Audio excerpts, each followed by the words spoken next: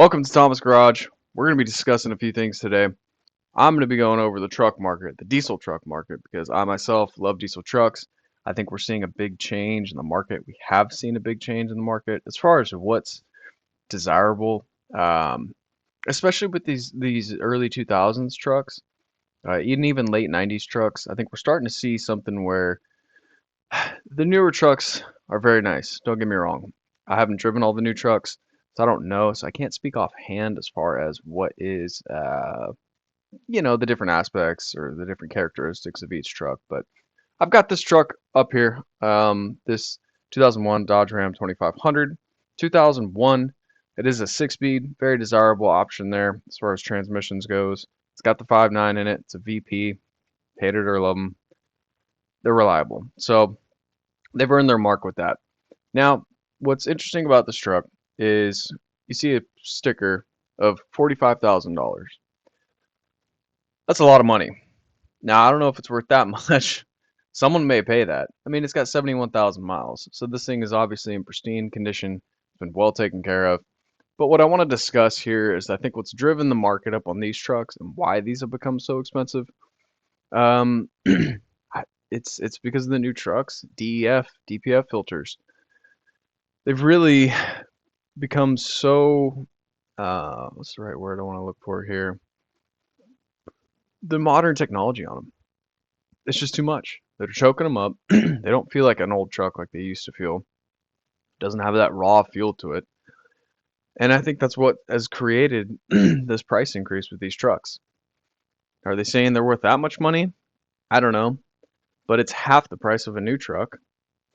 And so when you're working with that kind of scale, a new truck's anywhere from 60 to $90,000, even more on some of these diesels. And I'm focusing specifically on diesels here. But when you consider a new truck, okay, a truck 20 plus years old is half its price. Seems pretty reasonable. But we're dealing with a scale here of our starting point is, we'll call it $80,000. And so it fits as far as being half of what a new truck is, but this is still $45,000. I mean, that's a lot of money. I mean, some of these new trucks back then were higher than that. I mean, this truck's I would be willing to bet that this truck is higher than what it was new. Now, you may say that's wrong, that's stupid, who would ever pay that? And I agree to an extent. That's a ton of money. But when you're given the conditions of today's economy and just what we're dealing with truck wise, it's created the demand for these. And I would say some of these trucks are entering a collector's market, which is pretty wild to think. I mean, collecting an old diesel truck, who would have thought? And I say old, not even that old. We're talking early 2000s. I mean, you can look at something that is becoming a collectible item for some strange reason are Ford Excursions. The 7.3 4x4, especially the Eddie Bauer edition or limited. I mean, you're bring a trailer. I mean, I think one cracked 200 grand or close to it. I mean, you're talking about a big, big surprising factor as far as nobody saw that coming. Maybe someone did. I mean, apparently the people who hung on to these low 4-digit mile ones may have foreseen this, may have gambled on it. Maybe they just never drove it. And they saw, wow, this might be worth a lot of money. But where I'm going with this is it's changed the market and these become more desirable. And I think we're going to continue to see that, especially as these trucks get newer. The technology keeps increasing on them. The power is increasing, and their power is very, very impressive. I mean, some of these guys who are doing weight reductions on some of these new trucks now, they're making an insane amount of power. I mean, just tune only, fuel up in the fuel timing and boost, like your standard tune.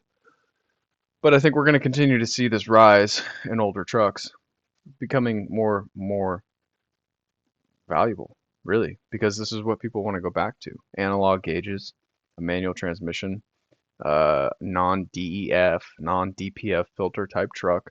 This is what people I think are gravitating more towards of. So the more people that gravitate towards this market, we're going to see a higher increase as far as pricing for these trucks, and especially these lower miles trucks. I mean, how many trucks, especially like this one here, have you seen that have a 220, 250,000 miles on them, and they still want 20 grand for them. So you can't bark at this dealership specifically, or other dealerships who have some in the 5-digit mile range, asking over 30, 40 grand for these things when it's half the mileage, again, as what you see on and like your average fake Facebook marketplace. And these guys are asking double the price, half the mileage. I mean, in a given condition, it doesn't need a paint job. The interior is not torn. The suspension's probably in good shape. There's probably already been some, decent upgrades done to it that some people may like, some people may not like. Depends on what's out there. But I wanted to make this video and just say that we shouldn't be surprised in seeing this increase. And I think it's only going to get bigger. I really do. New trucks are only going to get more expensive as they add more technology, as they update, whether it's transmission changes, engine changes, whatever is coming, we don't know. But dealing with what we have out now, we're only going to see an increase with this. Now, whether you agree with me, disagree, I'd love to have a debate or a not really, not even a debate. I don't, not to get heated or anything like that, but I would love to have an honest debate about it and get your guys' opinion on what you think about this. Because will this be a window of time where this kind of comes and goes and they start to drop in value, or they just continue to increase? I mean, I don't know, man. A key fob and a push button start on my truck sounds cool and all, but putting that key in, turning it, cranking that thing up, there's a feel to that, and I think people are missing that. And as technology continues to grow, well, I don't know. There's a bit of a push against, modernization to a degree. It's getting too fancy in a way. And I think that's again plays a factor into this. A truck with a key, not a fob, you know. Analog gauges. That may sound silly, but analog gauges, I think people like to see analog gauges. I do. I prefer that over a digital screen. I mean, the screen's cool and all, but it doesn't do anything for me. If anything, it's reliable. Don't get me wrong, but I, you know, again, I think the analog gauge feel plays a role. And again, simplicity. It's less complex, less moving parts, less regulation. I mean, these trucks were able to breathe back then. And these new trucks, yes, the power's extremely impressive. They're choked up. And you unchoke them, well, you throw your warranty out the window and you run the risk of getting sniffed or having a pair of lights behind you and wanting to check under the hood. And we all know what that fine looks like and what that looks like. And well, if that's the risk you want to take, that's the risk you want to take. But like I said, wanted to get your guys' opinion on this, see what you feel about this.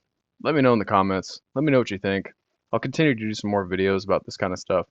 But and I'll do some different examples too. I'll find some different examples as far as what's out there. But this one, as I was looking through the market, this one really stood out to me and made me want to just use this as an example here. So again, thank you for tuning in. Thank you for watching. I appreciate your time. Like I said, more videos to come, more discussions on this, and I will talk to you soon.